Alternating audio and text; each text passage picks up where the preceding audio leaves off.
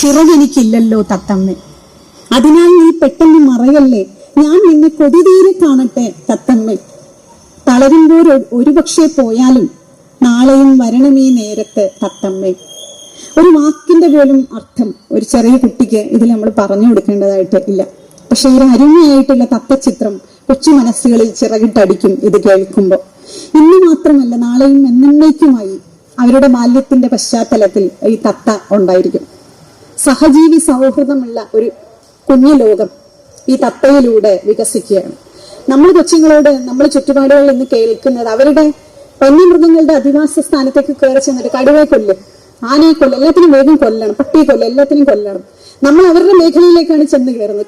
കൊല്ല് എന്ന് പഠിപ്പിച്ചു കൊടുക്കുന്ന സഹജീവികളുമായിട്ടുള്ള സൗഹൃദത്തെ തീരെ ഇല്ലാതാക്കി മാറ്റിക്കൊണ്ടിരിക്കുന്ന ഈ കാലത്ത് മനുഷ്യനെ പോലെ തന്നെ ഭൂമിയിൽ ജീവിക്കാൻ അവകാശമുള്ള